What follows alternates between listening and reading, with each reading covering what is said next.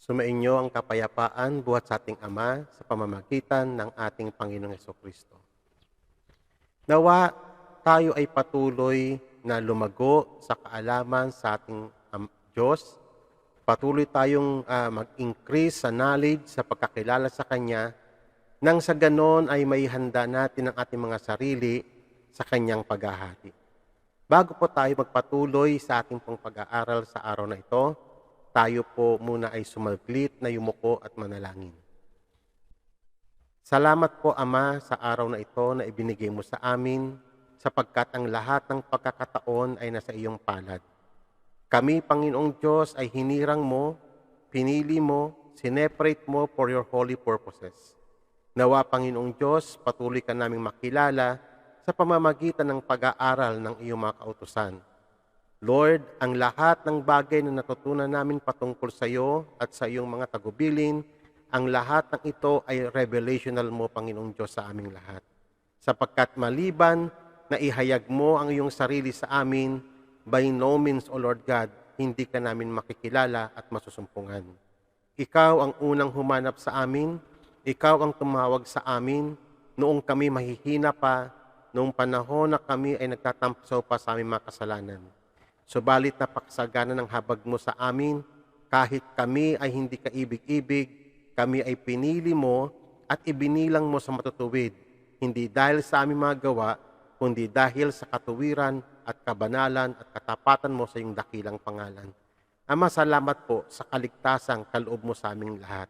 Nawa sa araw na to, kami ay matuto at lubusang ka namin makilala, Ama, sa pamamagitan ng iyong mga kautusan. Sambahin ang pangalan mo, Ama, at nawa turuan mo kami sa pamamagitan ng banal na Espiritu Santo. Ito po ang aming mga dalangin sa pangalan ni Jesus. Amen.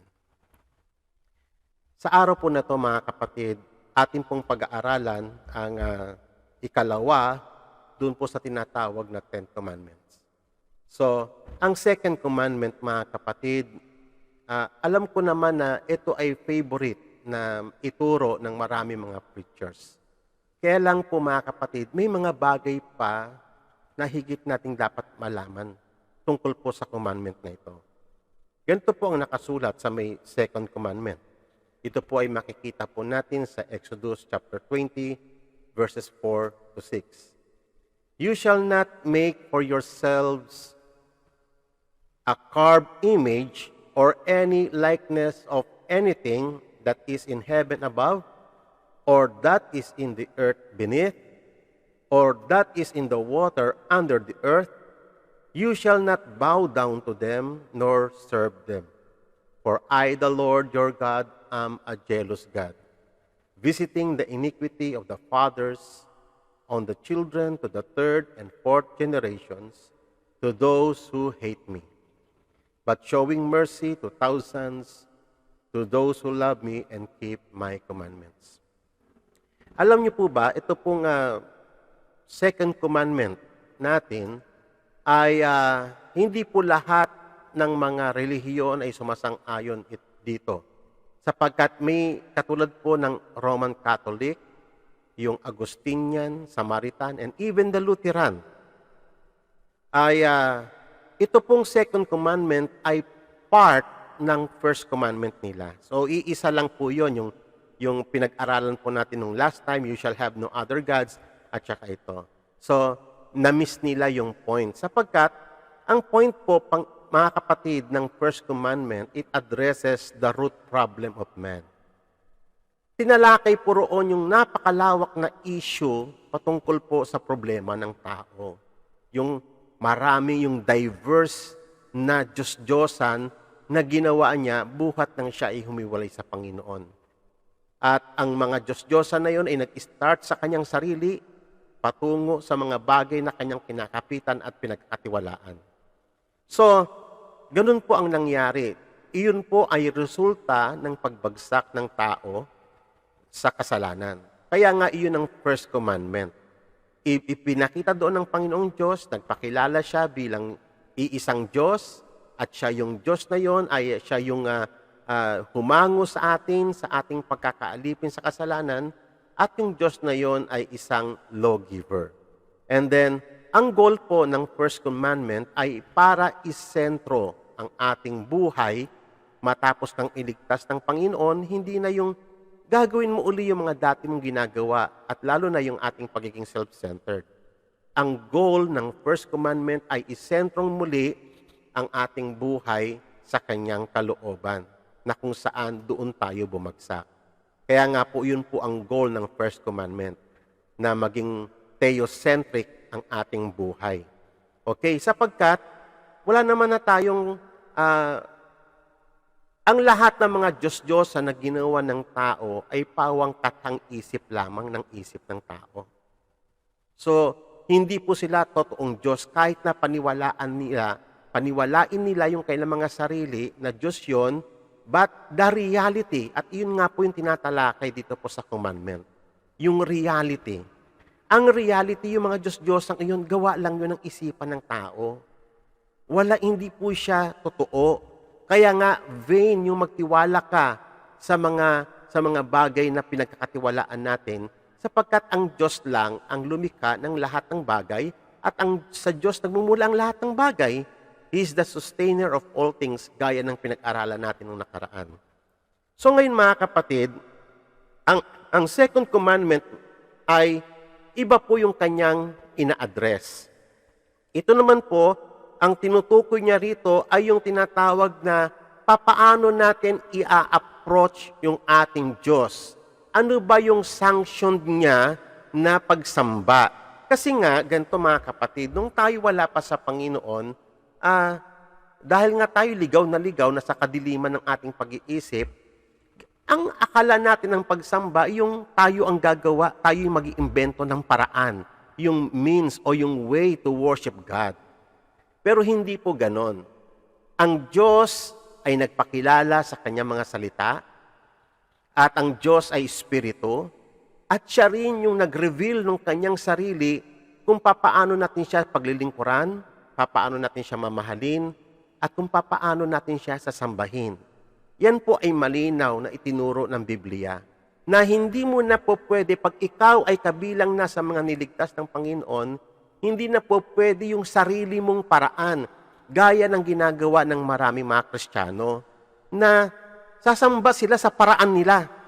For example, okay na ako sa may bahay, kahit di ako dumalo ng church. Hindi po ganun yun eh. Hindi, yun po yung ating stubbornness. Kaya nga po gaya, sabi nga po doon sa may Samuel, ang stubbornness ng tao ay katumbas niya ay Diyos-Diyosan. Akala mo nasa Panginoon ka, pero in reality, ikaw ay in rebellion against God.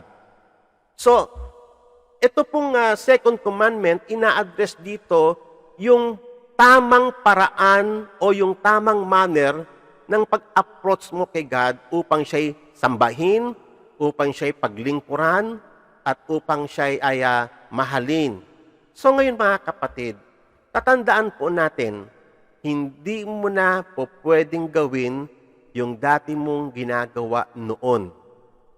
Si God, yung Diyos ng Biblia, yung Diyos na sinasamba natin, siya yung nag-appoint ng means, ng way, paano tayo makakalapit.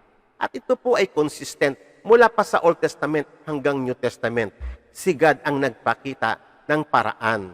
So ang lahat ng bagay, mga kapatid, for your information, lahat ng context ng ating pananampalataya, lahat doon mula sa ating ginagawa, lahat ng iyon ay revelation ng Diyos.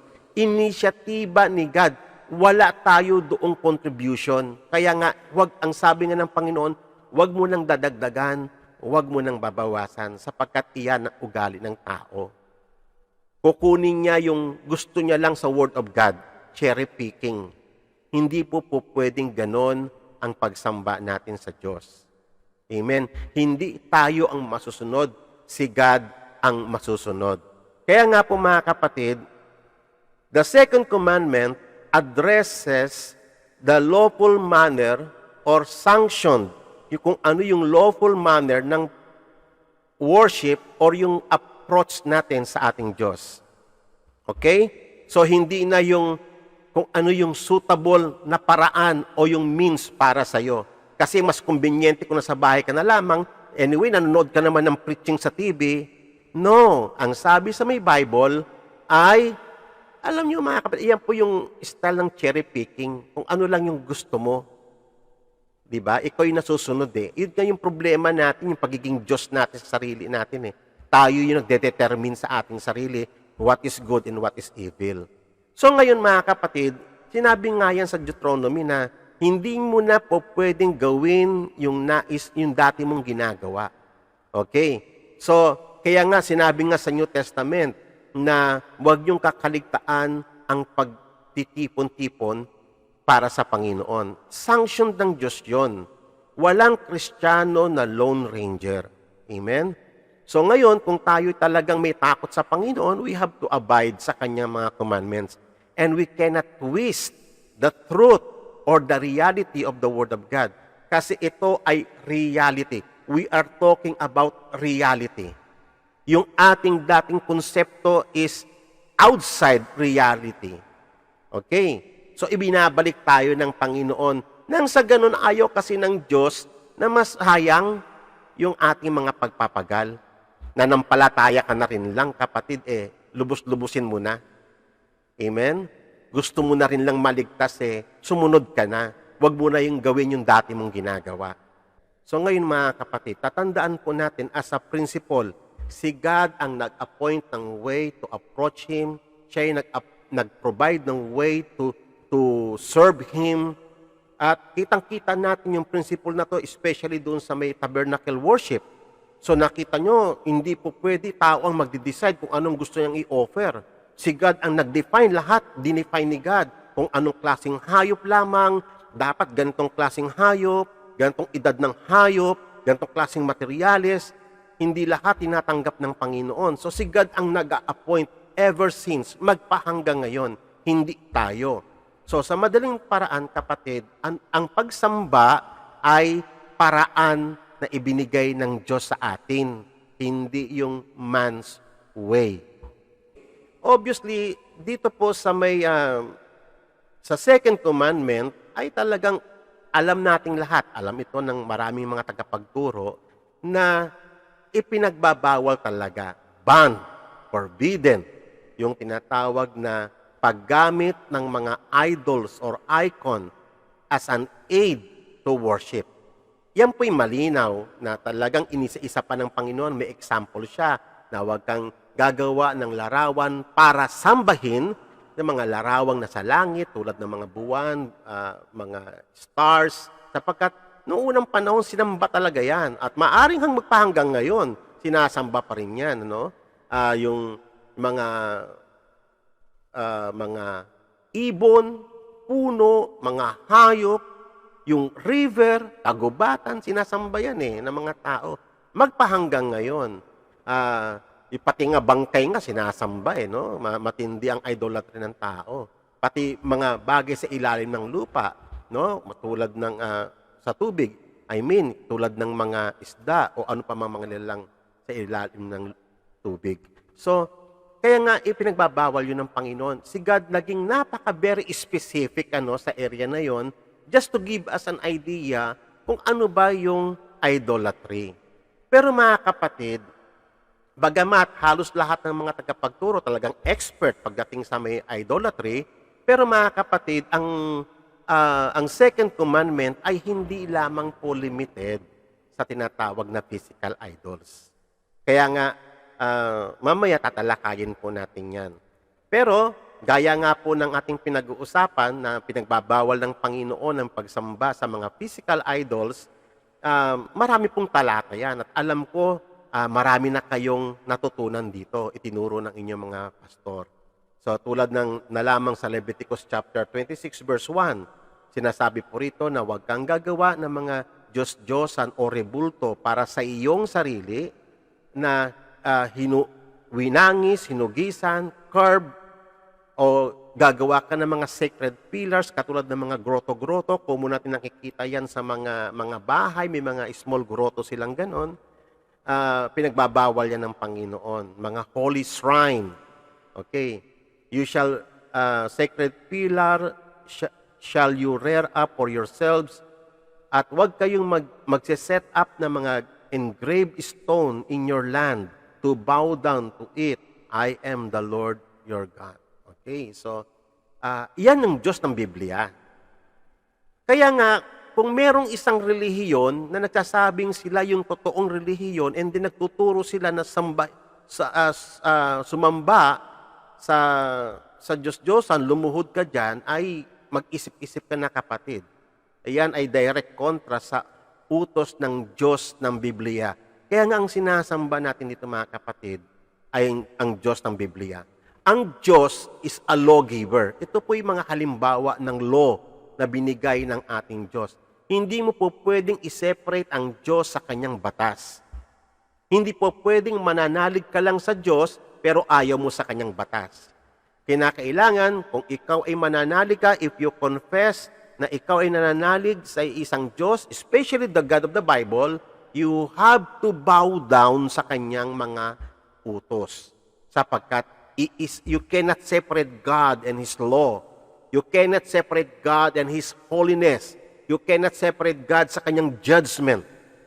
Yan po yung problema ng iba na kinachap-chap nila yung idea nila tungkol kay God. Okay, so marami pa po. Tulad po ng Exodus chapter 19 verse 4, do not turn to idols, nor make for yourselves molded gods. I am the Lord your God. So, molded, ibig sabihin, maaaring ito ay dinaan sa molde para ma-form. Marami po yung ganyan. Okay? Sa Exodus chapter 20, then the Lord said to Moses, thus you shall say to the children of Israel, you have seen that I have talked with you from heaven, and you shall not make anything to be with me, gods of silver or gods of gold, you shall not make for yourselves. So doon pa lang sa Old Testament, upon giving of the Ten Commandments, sinabi ng Panginoon, nakita niyo, wala kayong nakita nung binigay ko sa inyo, nung ako'y nagsalita sa inyo, nung nireveal ko ang sarili ko sa inyo, wala kayong nakitang wangis, baka matem kayo na gumawa kayo ng mga rebulto, akalain nyo ako'y ganito, tapos gagamit kayo ng mga mamahalin ng mga materyales, ginto, pila, kung ano, na akala mo, magbibigay tingkad doon sa Diyos na gumawa ng langit at lupa. Ang Diyos kasi natin, mga kapatid, you cannot, walang bagay sa known universe na po pwedeng i-describe sa Kanya. Wala. Walang precious materials na po pwedeng mag-represent ng Kanyang glory.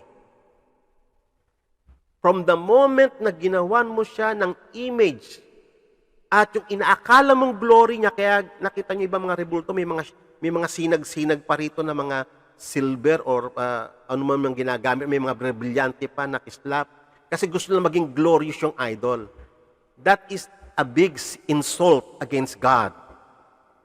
Kasi ang glory niya ay nakikita sa buong creation. So ngayon, mga kapatid, yun ay insulto na hahanap ka ng isang image na dito sa wangis sa mundo, kahit na gaano man siya ka-cute. Tapos lagyan mo ng lahat ng palamuti na naisip mong para maging bagay sa Diyos, it cannot represent God and it cannot represent His glory. That is very far from reality. At kapag yung tao na lumuhod doon, sumamba, you are guilty of sin sa taong iyon kasi ikaw yung gumawa nun at yung tao lumuhod doon, ibinunsod mo siya sa pagkakasala, sa kanyang kamangmangan.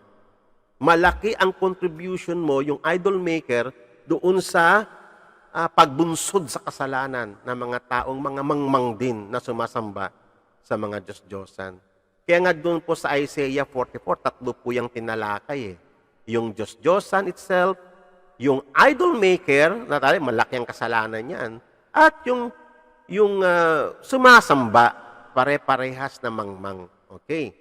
So, sinabi ng Panginoon, sapagkat ang Diyos ng Biblia ay Espiritu.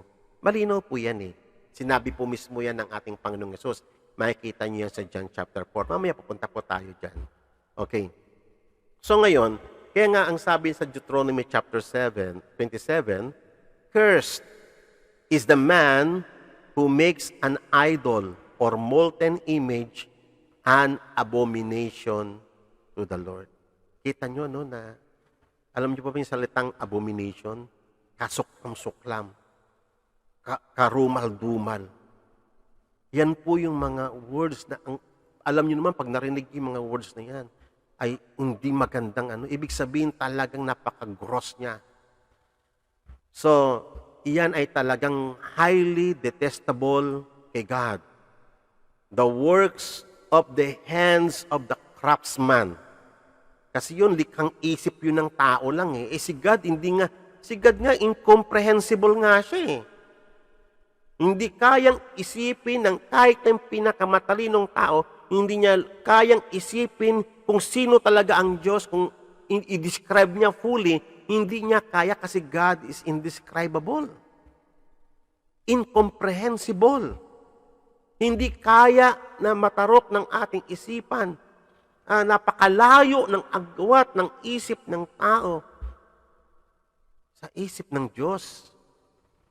Kaya nga ang lahat ng ating natututunan sa Kanya ay revelational. So ngayon, and sets it up in secret, and all the people shall answer and say, Amen. So malaking kasalanan po yan. Sumpain yung taong iyon na gumawa ng idols.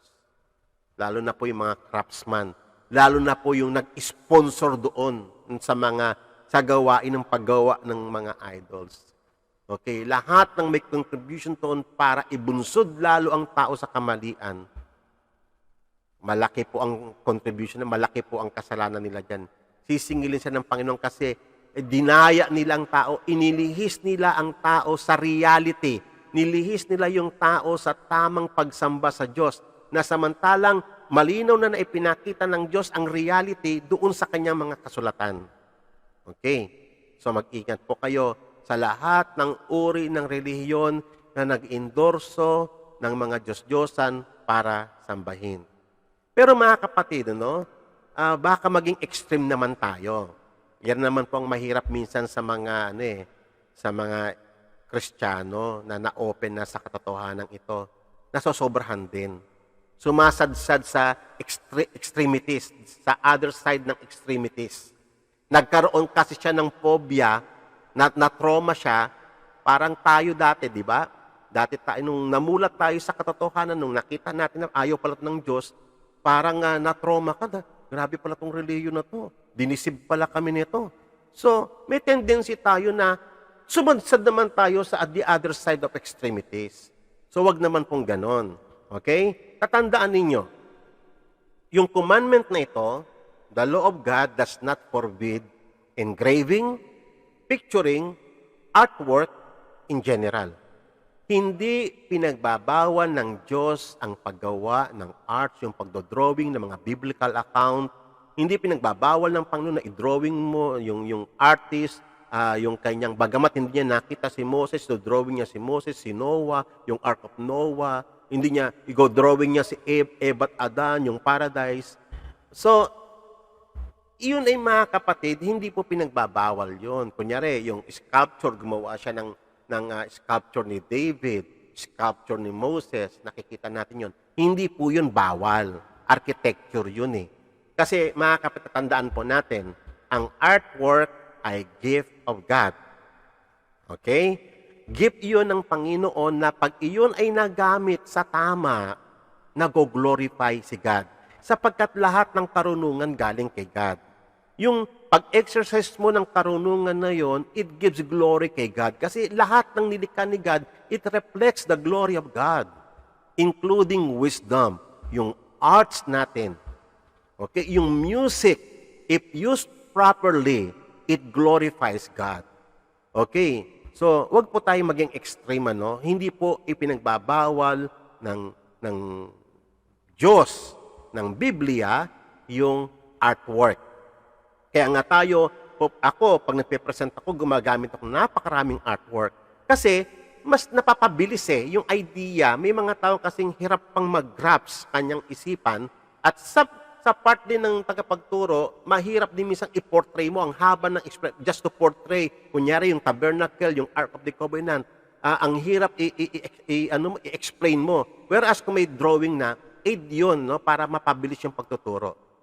Pero, mga kapatid, sa may Bible, sa may ano nga, lalo na sa tabernacle, napaka-rich ng artwork na pinagawa ng Panginoon, sanctioned by God, part of His provision to represent His glory. Lahat ng nandoon sa may tabernacle represents the glory of God. Kunyari, nagpagawa siya ng cherubim. Doon yung dalawang cherubim sa may Ark of the Covenant, dalawang cherubim doon sa may entrada ng sa temple, sa may loob papuntang most holy place. So, hindi po yun masama. Wala pong masama sa sculpture, architecture. Wala pong masama doon. So, ang wall ng temple ay punong-puno ng mga angels, mga cherubim, punong-puno ng mga palms at iba pang mga artwork na pinagawa ng Panginoon. Yung, for example, nalala nyo sa may wilderness noon, nung nagrebelde ang Israel, nagpatayo siya nagpagawa si God ng bronze snake at nilagay yung sa may pole. At ginamit yun ni God para ma-heal yung kanyang bayan. So ngayon mga kapatid, huwag tayong maging extremes pagdating sa art. Okay? So kailan nagiging masama yung artwork? Kapag nasobrahan, pag ginamit mo na as an aid for worship. So yun po yung problema. Kaya nga, ang sabi po ng commandment, huwag kayong gagawa ng mga Diyos-Diyosan para sambahin. Huwag kayong yuyukod doon. So malinaw yun eh. Huwag nyo siyang yuyukuran o paglilingkuran kasi iyon ay artwork lang. Ibinigay yun ng Diyos to represent His glory. Gamitin lang natin para tayo ay matuto, hindi para sambahin. Sapagkat ang tao hindi niya kailangan ng aid para sumamba sa Diyos. Okay? Hindi niya kailangan ng kailangan may picture si Mary, picture ni Jesus Christ para sumamba ka, na pag wala yun, hindi ka makapagsamba. No, hindi mo kailangan ng aid. Okay? Kasi si God, siya ang nagpo-provide ng lahat ng means to worship Him. Okay? So, sabi nga natin dito, while these were used to declare the glory of God, that His sanctuary might have the beauty of His holiness. Kaya nga pag ikaw'y pumasok noon, kung sa Old Testament, pag nakapasok ka doon sa may sa tabernacle or doon sa may holy temple na ginawa nila Solomon, yung grandeur, yung splendor noon ay talaga namang it represents the beauty of God's holiness, His glory. And these things cannot be used as a mediation or a way to God as helps to worship. Alam mo ba yan ang naging problema ng malaking kasalanan ng Roman Catholic kasi nauso, especially in the Middle Ages, magpahanggang ngayon meron pa nga mga survival ng ganun yung relics, mga sacred relics. Kunyari yung shroud of Turin, yung tela na pinangbalot sa bangkay ni Jesus, yung mga pako na ginamit kay Jesus, yung duyan nung si Jesus ay baby pa, yung bahay na kung saan siya tumira, yung upuan, pati yung mga bungo ng mga saints, nauso yun ng Middle Ages, lalo na pag first class, nakakuha ka ng blood. O, di ba, yung sa may Italy nga, yung isang doon na miraculous daw yung blood ng isang saints, yung blood daw na yun ay tumitigas daw yun, pag yung tapos lumalambot daw yun, pag yung nandyan yung presence ng Diyos. Lahat ng iyon, dumaan nga yun sa inimbestigahan nga yun, lumalabas na parang volcanic material yun, hindi yun talaga dugo. So maraming kasing yung para gumagamit kasi ang Roman Catholic ng mga para lumitaw na mahimala yung church nila.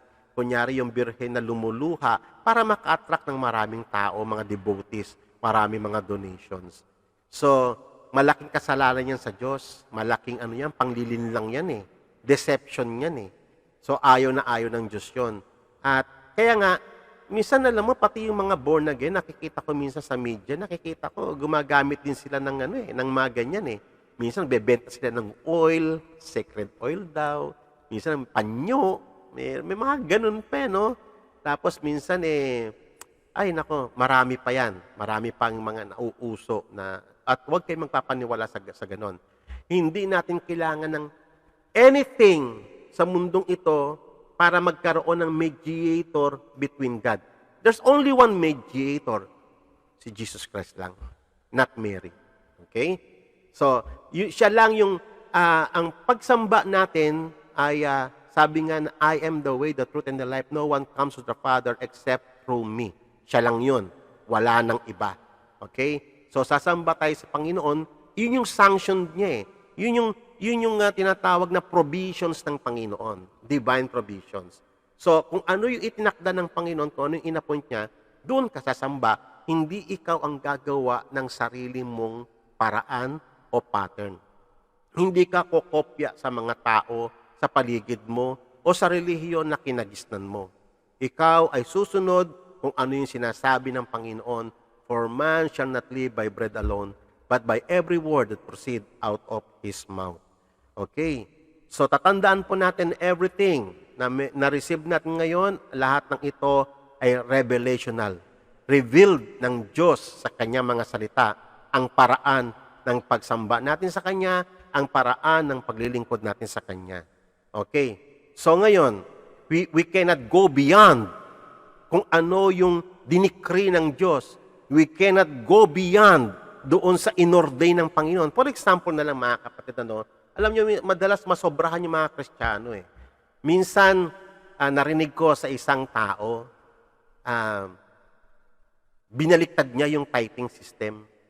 Dapat 90% ang ibigay mo kay God, 10% lang yung sa atin.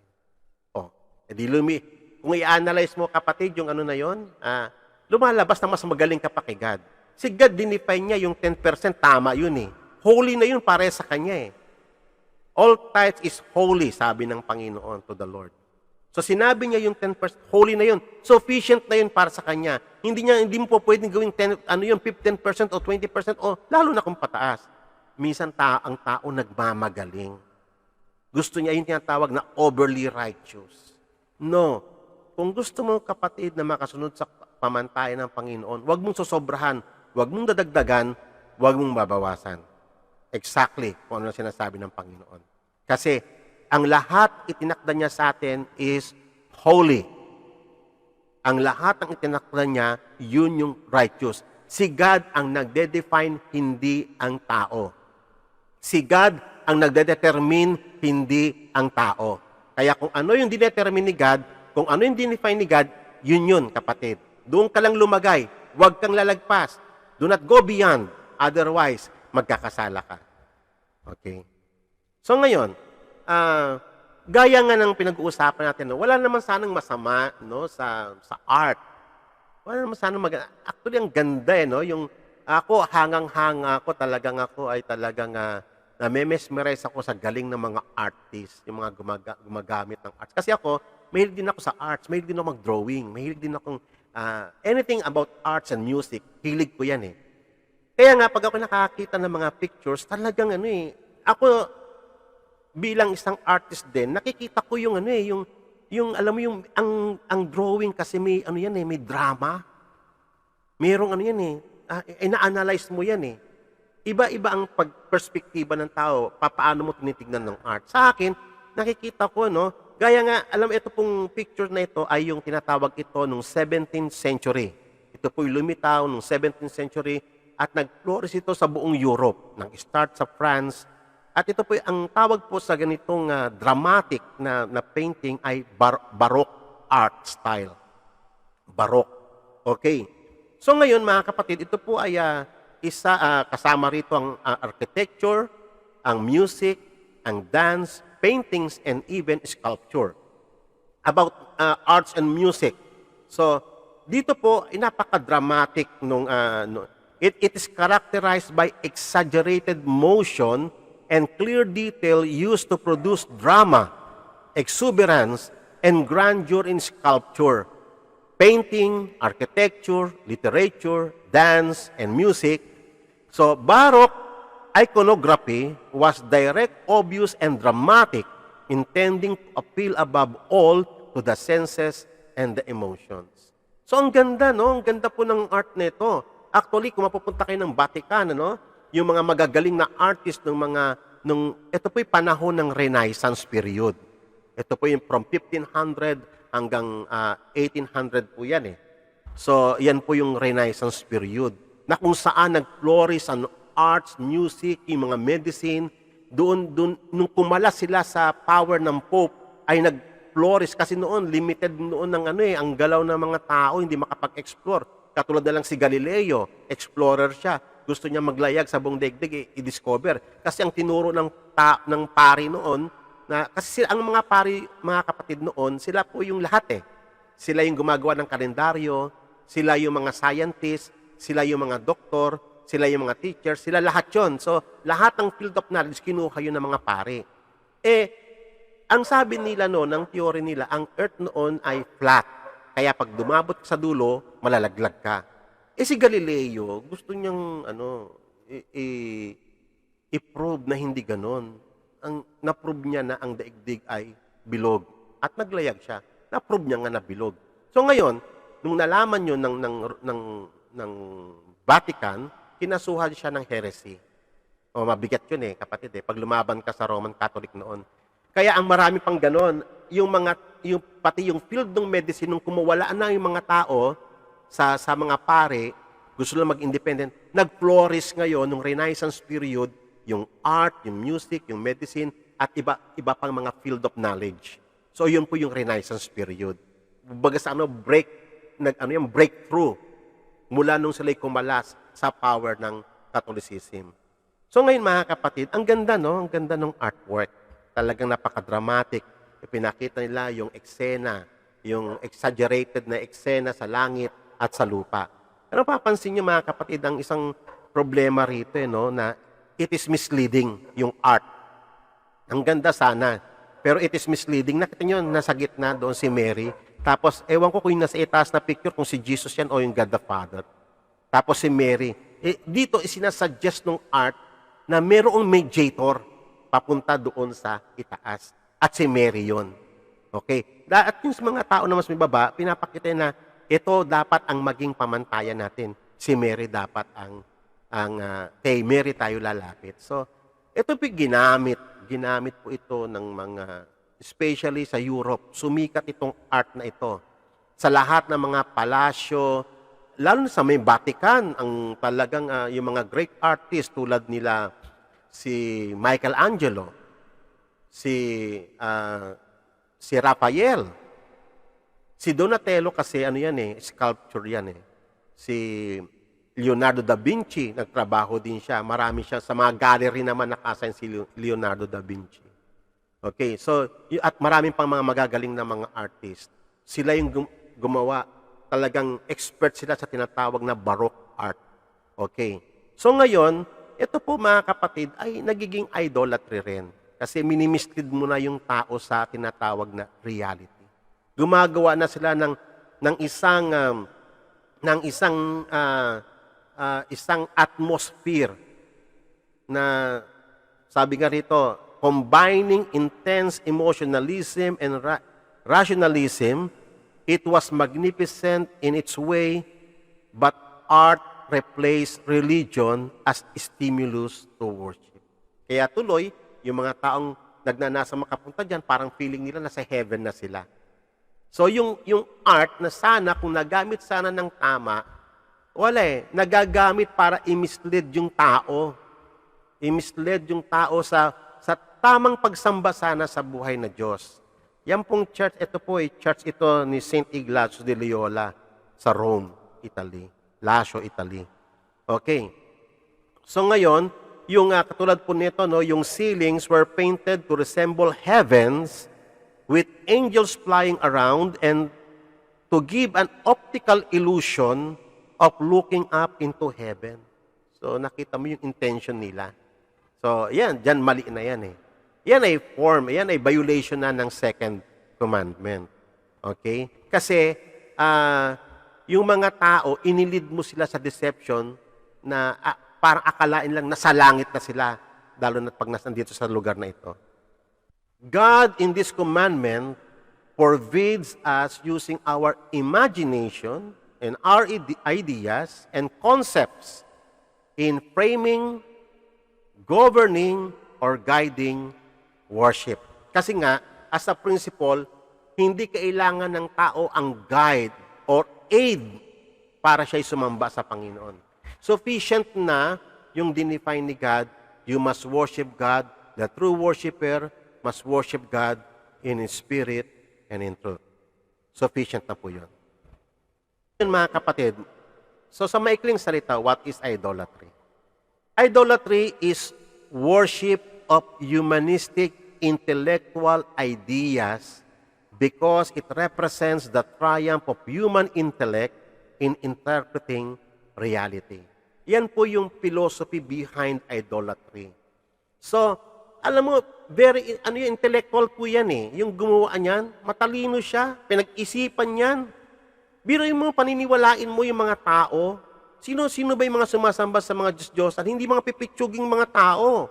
Presidente, governor, senador, congressman, mga mayor, judges, mga high officials ng military, mga ekonomista, yung mga talagang mga professionals po natin na sumasamba sa Diyos. Isipin mo, mapapaniwala nila, luluhod sila dyan. At kung may dinidemand yung magbibigay sila, malalaking mga halaga. Isipin mo. So, kinakailangan yung inventor ng idols, matalino siya. Talagang pag-isipan niya yon para yung devotees ay mapaniwala na ito ay sacred nga. So, kaya nga ang battle dyan is yung human concept, yung humanistic intellect niya, yung kanyang ideas. It is a victory of human ideas na nakapag-produce siya ng God na yun daw ang reality. Tatandaan nyo mga kapatid, hindi po pwedeng alisin sa issue ng idolatry ang reality. Okay? Kasi, kita mo, paniwalang-paniwala sila, doon nga sa may declaration sa Isaiah 44 hindi sila papayag na ang rebultong hawak nila ay hindi Diyos. Sa kanila, it is real. Naalala ko nga one time, in-invite ako ng isang kapatiran doon sa kanyang pinsan na ex-nun. Dati siyang madre, pero ngayon hindi na. So pagpasok ko sa may bahay, talagang grabe yung idols. Ang lalaking mga idols, pinaggastusan niya talaga. So ngayon, kasi nung time na yon, ang pare rito sa aming sa church dito sa Ilagan ay medyo parang hindi niya sinasanction yung pagsamba sa Diyos-Diyosan, sa mga rebulto. Napakinggan yun ng isang kapatiran. Ngayon, siya mismo, narinig ko sa kanya yon. Pero matigas ang kanyang paninindigan, sabi niya, kahit na ipagbawal ng pare namin na sumamba sa mga Diyos-Diyosan, sasamba pa rin ako sa kanya. O, kita mo, yun yung katigasan, yun yung stubbornness, no? Kasi, ang pinag-uusapan dito is reality. Yun ay real. God yun sa kanila. Katulad nga, pag nagmimisa nga yung pare, di ba? Pag yung itinaas yung ostya, yun ay totoong blood and body ni Jesus Christ. Reality po ang pinag-uusapan doon. Otherwise, hindi maniniwala yung mga tao para ka nagsasayang ng oras. So, reality po. It is the triumph of human intellect. Napaniwala nila yung mga tao. Magaling yung mga nag-imbento ng mga ganong mga practices, ng mga ganong mga images. Okay. So, tatandaan po natin, ang idols ay nakonsip ito sa heart ng tao. Alam nating lahat yan. And then ito ay naiprocess sa isip ng tao. Inimagine niya, tumakbo yung kanyang interpretation.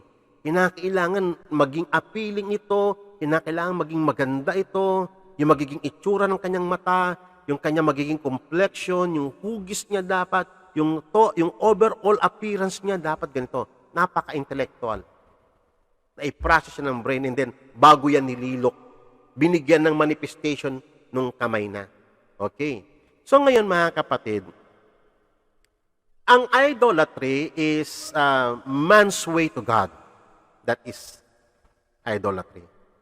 So, yan ay reversal ng direct affront sa commandment ng Panginoon. Yun ay direct na pag-twist ng tao sa kanyang pure devotion kay God. Okay. Kaya nga, sa second commandment, talagang i-define ng Diyos na ako, hindi ang tao, ang gagawa ng paraan para ako'y sambahin. Yan ang malinaw sa may second commandment. Okay. So, sapagkat ang Diyos lang po pwede mag-define, hindi ang tao. Okay. So, lumalabas, mga kapatid, if man defines the term to his approach to God, then man is in a position to say the terms of which God is to bless him. Kasi nga, ganun yung philosophy ng mga kapatid. Tignan nyo ha, yung idols na gagawin nila, meron siyang blessing. Kaya nga yung idea, si Saint Peregrine, ang blessing niya, bulag siya, lahat ng bulag lalapit sa kanya. Si Santa Clara, buntis, yung mga hindi magkaanak, lalapit sa kanya. So, pinag-isipan lahat ng iyan. So, intellectual yung mga nag-isip ng yan para yung mga pangangailangan ng tao ma-divert from only one true God, na siya lang dapat ang source ng lahat ng bagay, na siya lang yung kailangan ng tao, na i-divert, na i-channel sa iba't ibang marami mga tao o objects sa mga Chinese traditions, na i-channel yung pag-trust, yung hope ng tao, yung kanyang salvation, kanyang hope, yung kanyang healing, na i-channel yung trust ng mga tao sa iba't ibang mga bagay o tao. Okay? Kasi, may kanyang, ang bawat idols, may may kanya-kanyang favor. Okay? Si Mary, lalapit, kasi mediator yan eh. Okay? Kasi nga, nanay siya yung nagpasuso kay Jesus, so, matatanggihan ba siya ni Jesus? Kahit na ayaw ni Jesus? Actually, nung Middle Ages, meron ako nakitang picture yung mga artwork ng mga ancient art, na si Jesus masungit, ganun siya. Oh. Tapos yung mama niya, yung mga tao lumalapit sa kanya, tapos si Mary nakalabas yung suso niyang ganun sa artwork. Nakalabas kasi, nakangiti siya sa mga tao, yung mga tao makakalapit kasi siya yung nagpasuso sa anak niyang si Jesus. So, kita mo yung, grabe yung yung artwork, papaano ginagamit sa kamalian. So, twisting yung tinitwist yung tamang idea. Para ang mga tao lalapit ka naman kay Mary. Okay, tapos ngayon, bawat idols na gagawin ng tao, meron siyang batas.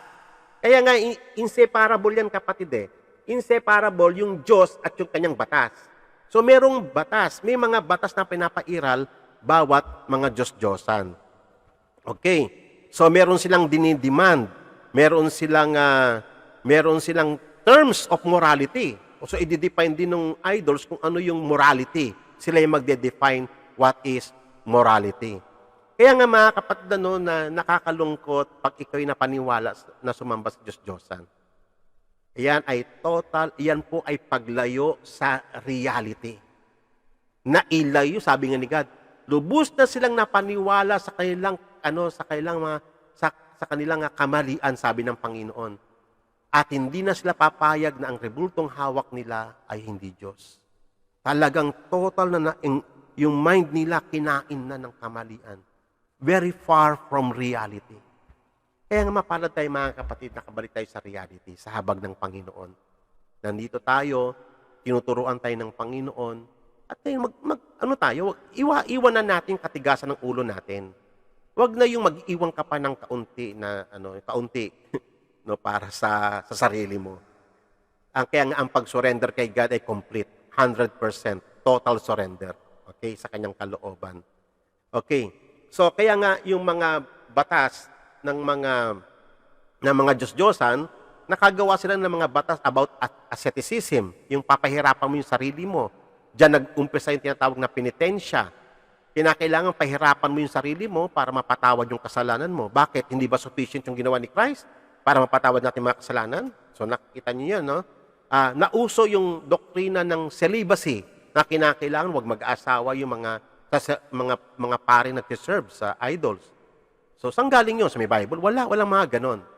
Kasi nga, batas yun ng kanilang mga Diyos-Diyosan. Okay. Kaya nga sa ibang mga religion, may mga sacrifices sila. Minsan, mga hayop, pagkain, yung iba naman tao, animal o hayop, blood sacrifice. Kasi nga, yun yung demand ng kanilang mga Diyos-Diyosan. Okay. So, nagbibigay sila, may mga offerings na required, yung mga Diyos-Diyosan nila.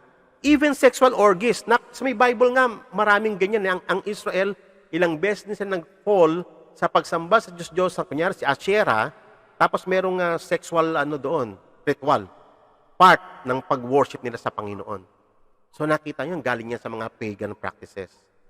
So, kaya nga tayo ay tinatawag ng Diyos pabalik sa Kanya para makabalik ka sa reality. Hindi ganito yung ipinag-utos ng Panginoon. Hindi ganito ang ating Diyos. Amen. Kaya nga, sabi nga ni Jesus doon sa may Matthew chapter 11, come unto me, all who are heavily laden, and I will give you rest. Take my yoke upon you and learn from me. Mag-exchange tayo ng yoke. So, for my yoke is easy and my burden is light, and you shall find rest for your soul. So, yung mga tao, napaka-komplikado na ng kanyang buhay. So, ngayon, kung babalik ka sa realidad ng salita ng Panginoon, sa reality, kung sino talaga ang Diyos, mangyayari lang yon kapag binalikan mo yung kanyang salita. Makakabalik ka sa realidad at makikita mo yung simplicity ng pananampalataya sa Diyos. Hindi naman talaga ganun kakomplikado. Okay? So, kaya nga ang idolatry is a total replacement of God. Ang idolatry ay yung ilalayo ang tao sa reality about God. The truth about God. Amen.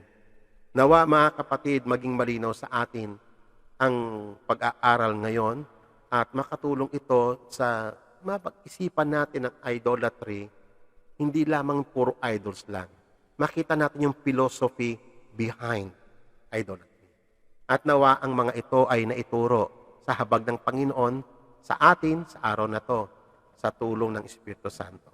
Pagpalain po kayo ng Panginoon sa kanyang mga salita, tayo po'y manalangin. Ama, nagpapasalamat po kami sa iyong kahabagan at sa iyong katuwiran. Salamat po sa mga pagkakataon na kami ay matuto, mag-increase sa pagkakilala sa iyo upang maihanda namin ang aming mga sarili sa paglilingkod sa iyo. Ama, ikaw lang po ang aming tanging pag-asa. Kung wala ang iyong pagtuturo, kung wala ang iyong banal na espiritu, kung wala ang iyong mga salita, kami, Panginoong Diyos, ay parang nag-apuhap sa kadiliman. Ikaw lang ang nag-reveal ng iyong sarili kung sino ka at kung paano ka namin sasambahin at kung paano ka namin mamahalin at kung paano ka namin paglilingkuran. Ang lahat ng ito ay galing sa iyo. Revelation mo sa amin. Kaya nga, O Lord, kahabagan po nawa kami at nawa ang mga katotohanan ito ay matayuan namin at maituro, maipasa from generation to generation. Kahabagan mo nawa kami at pagpalain mo kami at patuloy mo kaming ingatan sa panahon ng pandemic. Pagpalain mo rin po, O Lord God, ang mga kapatid namin nangangailangan ng iyong habag, mga nangangailangan ng kailang kabuhayan, kagalingan, kalusugan, kaligtasan, Panginoong Diyos. Kahabagan po kaming lahat sapagkat ikaw lang tanging naming pag-asa at wala ng iba. Tulungan po ang aming mga anak na maging maisentro ang buhay sa iyo at sa iyong mga salita. Salamat, Ama, sa lahat ng biyayang tinanggap namin sa iyo sa araw na to, sa pangalan ni Jesus. Amen. God bless you all po. Nawa kayo ay patuloy na mag-increase sa pagkakilala sa Panginoon. Amen.